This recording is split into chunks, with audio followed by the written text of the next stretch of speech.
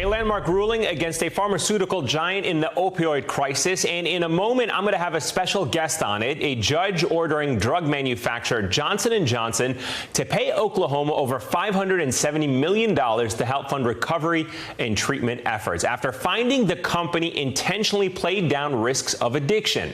And now the makers of OxyContin are also in talks to offer $10 to $12 billion to settle more than 2,000 lawsuits. It comes at a time when over 2.6 million Americans are addicted to opioids. Nikki Sixx founded the legendary rock band Motley Crue. He's a longtime outspoken advocate on addiction issues, calling for a stronger government response. It is a fight he knows intimately. In 1987, he was declared clinically dead for 2 minutes after overdosing on heroin, as seen graphically memorialized in the Netflix movie The Dirt. We've just received unconfirmed reports that Motley Crue bassist Nikki Sixx has died in Hollywood this evening of an apparent drug overdose. Tom does. This Nikki Sixx, man. He's not about to die in my ambulance. Nikki Sixx joins me now. Nikki, thank you so much for being here for us. I want to start off by getting your opinion on this ruling, because this ruling has, by some accounts, been an inflection point, and I'm curious to get your thoughts if you see it as well as an inflection point, a sign that people are beginning to wake up to the scale of this crisis.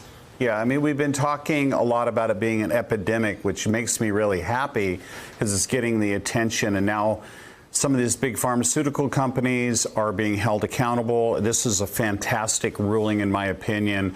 But the question is, what's going to happen with the money? And I hope that it's used to for organizations to help with treatment facilities and to help also to erase the stigma of addiction, of opiate addiction. A lot of these people got in to the addiction, they backed into it. They were overprescribed by doctors, and that was being supported by the pharmaceutical companies. Now what happens once we get them into treatment and then we re-enter them into society? And I think that's something we need to focus on with the money, what to do with the money. What's going to happen with the addicts, with the thousands and thousands of addicts because of the opiate companies overprescribing or through doctors?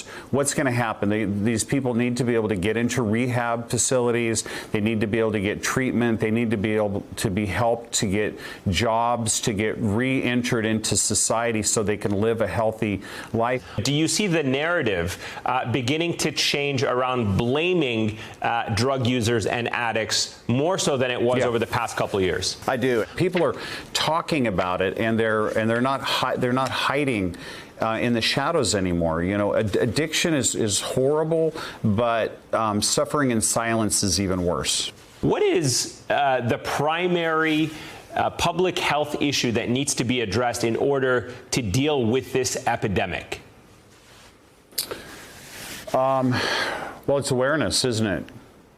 I mean, that's the number one thing, and this is what's happening with some of these rulings right now, and I'm hoping that it spreads state to state. We're talking about Oklahoma right now, but we're hoping that we go state to state, it becomes federal, and that mandates are put on these companies so that they can't well, they just need to be honest about what these drugs are for, and I know that there's a purpose for them. I just had my right shoulder reconstructed from years of performing, and for 6 days I had to take pain medication to get through that. So I was prescribed that. I took it for the right reasons, and then I got off of it.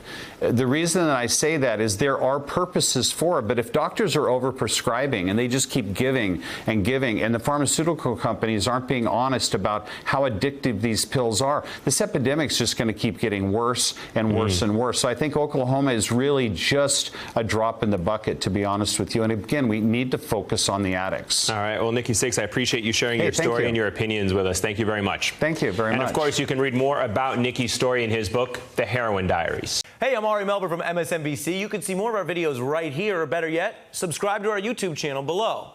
You could have been anywhere in the world, but you're here with us, and we appreciate that.